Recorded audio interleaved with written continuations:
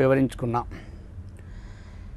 ఈ యొక్క ఉపనిషత్తుకి సంబంధ భాష్యం శంకరాచార్యుల వారు వ్రాసినటువంటి విషయం, నిత్యాని అధిగతాని కర్మాణి ఉపాత్తదురితక్షయార్థాని కామ్యాని చ ఫలార్థినాం పూర్వస్మిన్ గ్రంథే ఇదానీం కర్మోపాదాన హేతు పరిహారాయ బ్రహ్మ విద్యా ప్రస్తూయతే.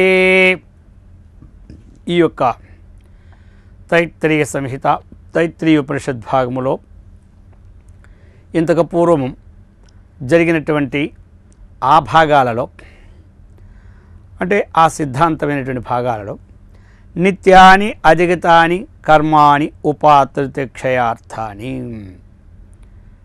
నిత్య నైమిత్తికాది కర్మలను గూర్చి ఇంతకు పూర్వము దీని యొక్క గ్రంథము రాకముందు, ఈ ఉపనిషత్తుకి రాకముందు ఆ విషయాన్ని చెప్పి ఉన్నారు ఆ యొక్క శృతిలో. ఎందుకు అంటే రెండు విధాలు. మనకి అంతఃకరణము మొట్టమొదటి శుద్ధి కలగాలన్నమాట.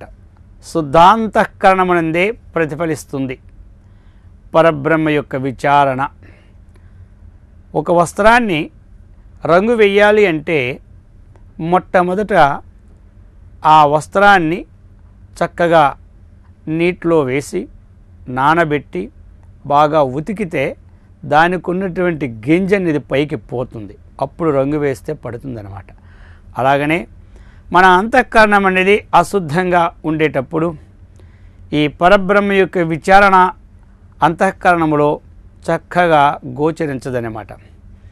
అందుకని మొట్టమొదట నిత్యాది కర్మలను చక్కగా నిర్వర్తించుకోవాలి. నిత్యాని అధిగతాని, ఏదైతే మనకు ప్రాప్తమైనటువంటి నిత్య కర్మలు ఉన్నాయో వాటిని చక్కగా చేస్తే దానివల్ల వచ్చే లాభం ఏమిటి అంటే చెప్పారు, ఉపాత్త దురితక్షయార్థాని. ఉపాత్త లేకపోతే గృహీతన్న మనం సంపాదించినటువంటి దురితక్షయము అన్నమాట. ఆ యొక్క పాపములు నాశనం అవుతుందన్నమాట. ఆయా శుద్ధ అంతఃకరణమైన వాసన నాశనమవుతుంది. అది చెప్తున్నాను. నిత్యాని అధిగతాని. ఏమిటి నిత్యాని? నిత్యకర్మలు అన్నమాట. నిత్యకర్మలంటే ఏమిటి? మనకిప్పుడు ప్రతిరోజు కూడా గృహస్థాశ్రమములో దేవయజ్ఞము, పితృయజ్ఞము, అతిథి యజ్ఞము, భూతయజ్ఞము ఈ ప్రకారముగా చేసుకోవాలన్నమాట. కాబట్టి పితృయజ్ఞము ఇవి ఎల్లప్పుడూ ఉండాలి. ఈ కర్మలు ఇవి నిత్య కర్మలు అంటారు. నిత్య కర్మలు చేయకపోతే ప్రత్యవాయవ దోషం వస్తుందన్నమాట. ఏ విధంగా అంటే మన నిత్యకర్మలు స్నానం చేయాలి, నిత్యకర్మ అది. అలాగే దంతధావనం చేసుకోవడం నిత్యకర్మే, శౌచాలయంకి పోవడం నిత్యకర్మే. మరి ఇప్పుడు ఈ కర్మలు మనము చేయకపోతే దోషం మనకు సంభవిస్తుందా లేదా మనమే ఊహించుకోవాలన్నమాట. ఒక 5 రోజులు దంతధావనం చేయడం మానేస్తే ఇక నోటి దగ్గర ఎవరైనా మాట్లాడగలరా? ఇక స్నానం మానేస్తే అక్కడ ఉన్నటువంటి దుర్గంధం మనకి బహిర్గతం అవుతుంది. ఇది ఏ విధముగా మనకు సంప్రాప్తమవుతుందో ఆ విధముగానే భగవంతుడు చెప్పినటువంటి ఈ పంచయజ్ఞాలు చేయకపోతే అటువంటి దోషం అంటే పాపము సంభవిస్తుందన్నమాట. మనకి దేవతారాధన ఉండాలి, ఏదైనా సరే సద్గ్రంథ పారాయణలు ఉండాలి, తల్లిదండ్రుల సేవ ఉండాలి, ఆచార్యులు అతిథులు వచ్చినప్పుడు సత్కరించుకోవాలి, ఇతర జీవులకు ఆహారాన్ని అందివ్వాలి. ఇవి గృహస్థాశ్రమ నిత్య కర్మలు. నిత్యాని అధిగతాని కర్మాణి ఉపాత్త దురితక్షయార్థాని. ఇవి ఆచరిస్తే ఏమవుతుంది? సంపాదించినటువంటి పాపం పోతుందని. ఇక ఏ రోజుకి ఆ రోజే మనకి పాపం సంభవిస్తుంది, గుర్తుపెట్టుకోవాలి. మనం నడుస్తూ ఉన్నాం, ఆ కింద పడినటువంటి చీమలు కానీ చిన్న చిన్న పురుగులు కానీ ఏమవుతాయి? పోతాయన్నమాట.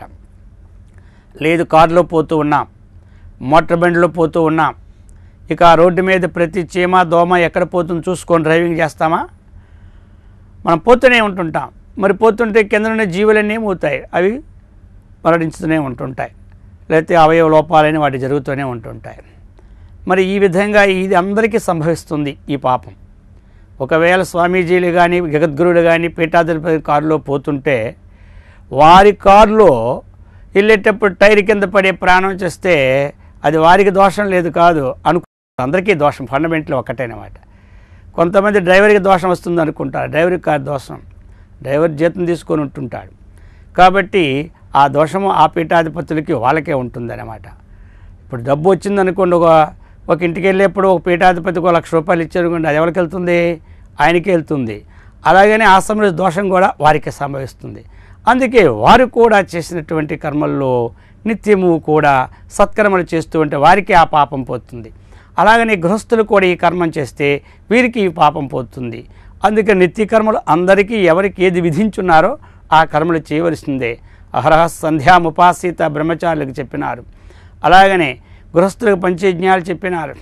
వానప్రస్థులకి కూడా ఏకాంతవాసంలో చెప్పినారు.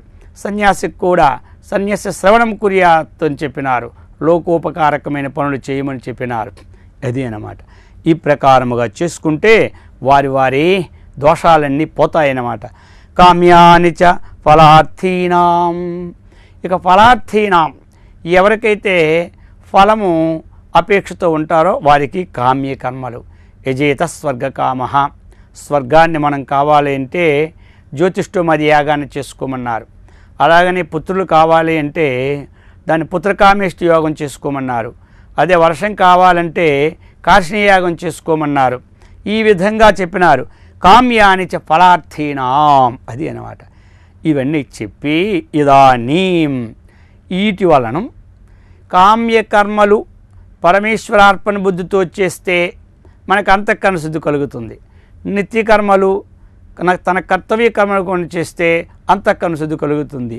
ఇక అట్టి వ్యక్తికి చేయదగిన కర్మ ఏమిటంటే చెప్తున్నారు. ఇదానీం అంటే ప్రస్తుతము కర్మ ఉపాదాన హేతు పరిహారాయ, కర్మకి ఏదైతే ఉపాదాన కారణమై ఉన్నదో ఆ కారణాన్ని పరిహారాయ. ఎంతవరకు ఈ కర్మలు చేయాలని అడుగుతారు కొంతమంది. ఆ జీవితం అంతము చేస్తుండే అలా అంటారు. చేయవలసినదే. ఎంతవరకు మన యొక్క అంతఃకరణం శుద్ధం కాలేదో అంతవరకు కర్మ చేయవలసిందే. ఎంతవరకు మనం భుజించిన పాత్రలు మరకలతో ఉండి ఆ యొక్క దుర్గంధంతో ఉంటుందో అంతవరకు ఆ పాత్రలు శుభ్రం చేయవలసిందే. అలాగనే ఈ యొక్క అంతఃకరణం ఎంతవరకు శుద్ధి కాలేదో అంతవరకు నిష్కామ కర్మ చేస్తూ ఉండవలసిందే. కర్మోపాదాన హేతు పరిహారాయ. ఇప్పుడు చెప్తున్నారు బ్రహ్మ విద్య ప్రస్తూయతే. మనకి ఎంతవరకైతే విచారణా శక్తి లేదు అంతవరకు చేస్తాం. విచారణ ధీశక్తి ఎప్పుడు కలిగిందో, ఏ విచారణ? లోక విచారణ, ధన విచారణ, ఇది కాదు, పుత్రేషణ విచారణ కాదు. ఈ మూడింటికి అధిగమించి బ్రహ్మ విచారణ సమర్థం ఎప్పుడైతే కలుగుతూ ఉన్నదో, ఆ బ్రహ్మాత్మానుభూతికి సంబంధించిన విచారణ ఎప్పుడైతే జరుగుతూ ఉన్నదో, ఎప్పుడైతే అనుభూతిని పొందుచున్నామో అప్పుడు ఈ కర్మ శేషము లేకుండా సంపూర్ణముగా అది పోతుందన్నమాట. అటువంటి సమయంలో బ్రహ్మ విద్య ప్రస్తూయతే, అది బ్రహ్మ విద్య చెప్తున్నారు. మరి కర్మహేతు కామశ్యాత్, కర్మ కారణం ఏమిటి? కామ అంటే కోరిక. అది ఏదైనా కోరికుంటే కదా మనం కర్మ చేస్తాం, లేకపోతే చేస్తామా? అయితే ప్రవర్తకత్వాత్, ఎందుకోసం? మరి దాని ఎందు ప్రవర్తకత్వం ఉంటుంది కాబట్టి అది మనం చేస్తూ ఉన్నాం. ఆప్తకామానాం హి కామాభావి స్వాత్మన్య వ్యవస్థానాత్ ప్రవృత్తి అనుపపత్తి చెప్తున్నారు ఇక్కడ. ఆప్తకామానాం, ఆప్త అంటే ఏమిటి? ప్రాప్తము. కామానాం అంటే తనకు కావలసిన కోరికలన్నీ సిద్ధించినటువంటి వానికి ఇంకేం కోరాలి చెప్పండి? ఇల్లు లేని వాడికి ఇల్లు వచ్చిందనుకోండి, ఇంకా ఆయన కోరుకుంటుందా? వస్త్రం లేని వాడికి వస్త్రం వచ్చింది కానీ కోరుకుంటుందా? తన జీవితాంతము భోజనానికి ఒక ఏర్పాటు జరిగిందనుకోండి, ఇంకేం కోరుకుంటుంది? ఆ ప్రకారముగా ఆప్తకామానాం హి, ఉదాహరణ చెప్పుకున్నాం, దీన్ని బట్టి ఊహించుకోవాలి మిగతా విషయాలన్నీ కూడా. ఆప్తకామానాం, ఆప్త అంటే ప్రాప్తమైనటువంటి వానికి, అతనికి ఏమిటి? కామాభావే, ఇక కోరికలు లేనందువలన, స్వాత్మని అవస్థానాత్, ఇంకెక్కడ అతనికి గమ్యం ఏమిటి అతనికంటే? స్వాత్మని, తన హృదయాకాశంలో ఉన్నటువంటి నిత్య శుద్ధ బుద్ధ ముక్త స్వరూపమైనటువంటి సచ్చిదానంద స్వరూపమైనటువంటి పరమాత్మ ఎందే అవస్థ అతనికి అక్కడనే ఉండడం అన్నమాట. ఇక ప్రవృత్తి అనుపపత్తి, ప్రవృత్తి మార్గము నివృత్తి మార్గము రెండు ఉన్నాయి కదా, అందులో ఇక ప్రవృత్తి మార్గం అన్నమాట. ఈ యొక్క ప్రేయో మార్గమన్నా ప్రవృత్తి మార్గమన్నా అర్థము ఒక్కటే, నివృత్తి మార్గమన్నా శ్రేయో మార్గమన్నా అర్థము ఒక్కటే. అందుచేత ఈ ప్రవృత్తి ఆయనకి అనుపపత్తి, అంటే ఈ కర్మకాండ సిద్ధాంతము అతని ఎందుక ఉపపత్తి అంటే సమన్వయం లేదు, అతనికి అది అవసరం లేదు అన్నమాట. అందుచేత చెప్తూ ఉన్నారు ఆత్మకామిత్వేచాం ఆత్మకామతాః ఆత్మహి బ్రహ్మా తద్విదోహి పరమం ప్రాప్తిం వక్ష్యతి. ఇంకా ఆ యొక్క పరమాత్మానుసంధానం చేయవలసిన కోరిక కలవానికి ఇంకేమిటి ఆత్మాహి బ్రహ్మ, అతనికి బ్రహ్మ పరమాత్మ స్వరూపమే అన్నమాట. తద్విదోహి తత్విదః, అటువంటి శాస్త్రవేత్తలు కాదు, ఇక్కడ అనుభవవేత్తలు, ఈ యొక్క విచారణావేత్తలు, వీరు పరప్రాప్తిం వక్ష్యతి, అటువంటి వారి కోసం పరమం ప్రాప్తి ఆ పరబ్రహ్మ స్వరూపాన్ని పొందడానికి వక్ష్యతి గ్రంథము ఆరంభింపబడుచున్నది. అతః దానివలన అవిద్యా నివృత్త, అయితే మరి దీనివల్ల లాభం ఏమిటి? అవిద్యా నివృత్తౌ స్వాత్మని అవస్థానం పరప్రాప్తి, దీనివలన అజ్ఞానం యొక్క నివృత్తి జరిగిపోతుందన్నమాట. నివృత్తి జరిగితే ఏమొస్తుంది? అభయం ప్రతిష్టాం విందతే. ఈ ఉపనిషత్తులోనే మున్ముందుగా చెప్పబోతాడు. ఏమొచ్చిందంటే అభయం ప్రతిష్టాం విందతే, భయరహితమైనటువంటి